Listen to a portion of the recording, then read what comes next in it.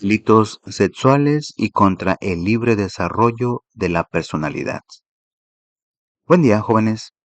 Hoy vamos a hablar sobre los delitos sexuales y los delitos contra el libre desarrollo de la personalidad.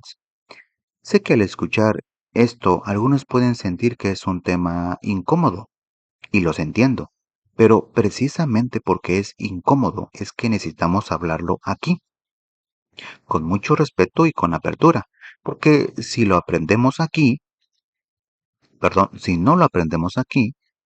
¿dónde más lo vamos a aprender con la seriedad que el tema se merece? ¿Qué es la violencia sexual? Lo primero que quiero hacer es preguntarles algo. Cuando escuchan las palabras violencia sexual, ¿qué imagen les viene a la mente? Probablemente muchos piensan en algo extremo, en algo que sale en las noticias o en una película. Y tiene sentido porque así es como normalmente se nos presenta este tema. Pero la realidad es muy distinta y mucho más cercana de lo que imaginamos. La violencia sexual no siempre se ve igual. Abarca desde el acoso verbal, los comentarios no deseados, las insinuaciones incómodas, la intimidación y la presión social, hasta los actos más graves como la penetración forzada. Es decir, no siempre implica contacto físico. A veces ocurre a través de palabras, de mensajes, de miradas persistentes o de situaciones en las que alguien se siente presionado a hacer algo que no quiere. Y todo eso, absolutamente todo eso tiene consecuencias legales en nuestro país y en nuestro estado.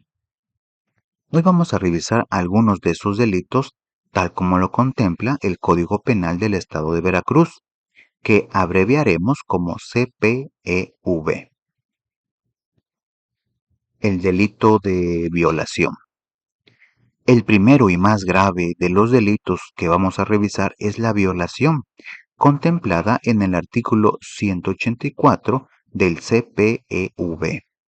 Este delito ocurre cuando una persona, utilizando violencia física o moral, obliga a otra a tener cópula, es decir, a tener contacto sexual sin su consentimiento.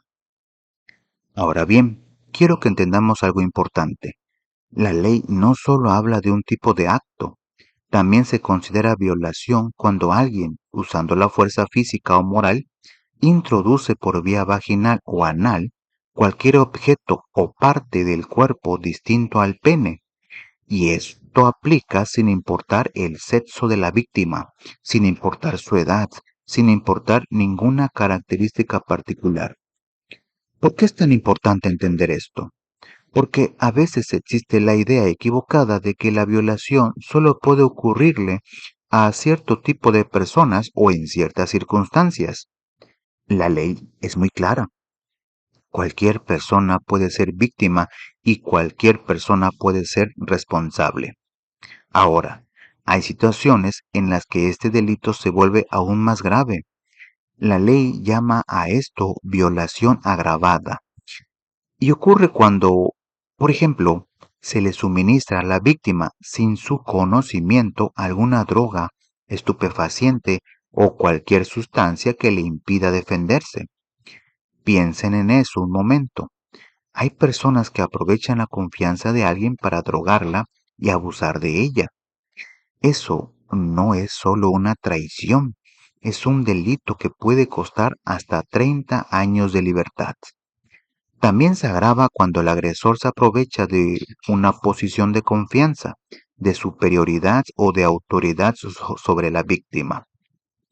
Esto incluye relaciones donde hay un desequilibrio de poder, como cuando alguien en una posición de mando, de liderazgo o de cercanía familiar aprovecha esa posición para cometer el delito. Y también cuando el delito ocurre dentro de una institución educativa o en un lugar donde se supone que las personas deben estar protegidas, como un refugio o un centro de ayuda. Las consecuencias legales son muy serias, de 6 a 20 años de prisión en el caso básico y de 10 a 30 años cuando se trata de una conducta agravada, además de multas económicas. El delito de abuso sexual. Continuamos con el siguiente delito, el abuso sexual, contemplado en el artículo 186 del CPEV. A diferencia de la violación, en el abuso sexual no existe cópula. Sin embargo, si hay actos sexuales no consentidos. Comete este delito quien, sin el permiso de una persona mayor de 18 años, ejecuta en ella actos sexuales o la obliga a ejecutarlos sin que haya penetración. Les pongo un ejemplo para que quede muy claro. Imaginen que en una reunión social alguien toca de manera inapropiada a otra persona sin que ella lo haya pedido ni aceptado. O imaginen que alguien presiona a otra persona para que haga algo de naturaleza sexual sin llegar a la penetración. Eso, aunque a algunos pueda parecer menor, es un delito y tiene consecuencias reales. Este delito también puede agravarse. Ocurre una forma más grave cuando la víctima no puede comprender lo que está pasando, cuando hay violencia física o moral involucrada, cuando participan dos o más personas o cuando quien comete el delito tiene algún tipo de autoridad o custodia sobre la víctima, como un familiar, un tutor o incluso un maestro. Las sanciones van de 1 a 6 años de prisión en su forma básica y pueden llegar hasta 10 años en los casos más agravados. El delito de estupro. Este es el delito al que quiero que presten atención, porque es el que más directamente puede estar relacionado con situaciones que ocurren entre jóvenes de su propia edad. El estupro está contemplado en el artículo 189 del CPEV y ocurre cuando una persona tiene cópula con alguien que tiene entre 14 y 18 años, obteniendo su consentimiento a través de seducción o engaño. Aquí hay un punto clave que puede sorprenderles. La víctima dijo que sí, pero ese sí fue obtenido mediante mentiras, manipulación o promesas falsas, y eso ante la ley no cuenta como un consentimiento real. Permítanme explicarlos con una comparación. Imaginen que alguien les promete que si les prestan dinero, se los devuelve mañana con el doble, sabiendo desde el principio que nunca va a cumplir.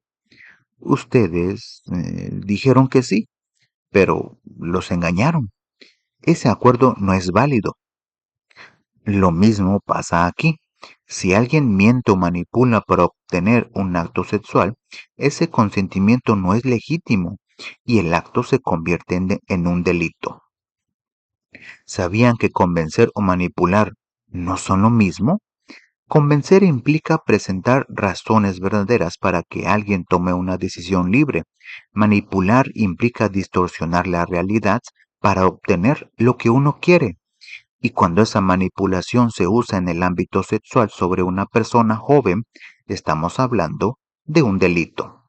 Las consecuencias van de 6 meses a 5 años de prisión cuando la diferencia de edad entre el agresor y la víctima no supera los 5 años y de 6 meses a 8 años cuando esa diferencia es mayor.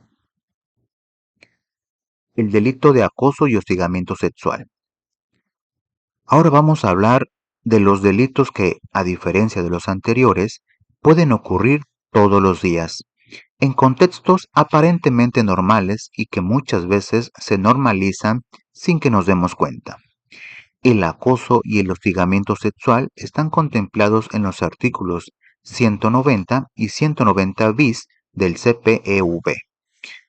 Aunque en la vida cotidiana usamos estas palabras casi como sinónimos, la ley las distingue claramente y es importante que entendamos la diferencia. El acoso sexual ocurre cuando alguien con intenciones lascivas molesta o persigue de manera reiterada a otra persona de cualquier sexo. No necesariamente tiene que haber contacto físico. Puede ser a través de mensajes insistentes, comentarios fuera de lugar, actitudes que generan incomodidad o miedo, o cualquier comportamiento que la otra persona no desea y que se repite en el tiempo. El hostigamiento sexual, en cambio, ocurre cuando el agresor tiene una posición de poder o jerarquía sobre la víctima. Puede ser un jefe, un maestro, un líder religioso o cualquier persona que tenga autoridad sobre otra en algún contexto laboral, escolar, doméstico o religioso. Aquí el agresor usa esa posición de superioridad para acosar a la víctima. Quiero hacer una pregunta que espero las haga reflexionar. ¿Alguna vez han visto a alguien recibir comentarios inapropiados de forma constante y han pensado, así es él, no le hace caso o solo está bromeando, no es para tanto? Eso es normalizar el acoso y normalizarlo es peligroso porque hace que las víctimas sientan que no les pasa, que lo que les pasa no importa o que no tienen derecho a defenderse. El acoso sexual no es una broma, es un delito y las consecuencias van de 2 a 8 años de prisión, además de multas. Pornografía infantil y pornografía cibernética. Además, llegamos al último bloque de nuestro video y es el que más directamente tiene que ver con el mundo digital en el que ustedes crecieron. La pornografía infantil está tipificada en el artículo 190 del CPEV. Este delito ocurre cuando alguien promueve, induce, gestiona, facilita u obliga a una o más personas a realizar actos sexuales o de exhibicionismo para ser grabados, fotografiados, filmados o difundidos por cualquier medio.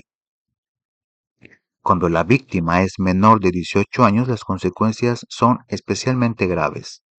Ahora bien, quiero que escuchen esto con mucha atención porque es algo que muchos jóvenes desconocen. La pornografía cibernética, contemplada en el artículo 190, 10, de CIES 3 y 5 del mismo código, no solo sanciona a quien produce o distribuye ese tipo de material, también comete delito quien lo almacena, compra o arrienda, aunque no tenga ninguna intención de compartirlo con nadie más.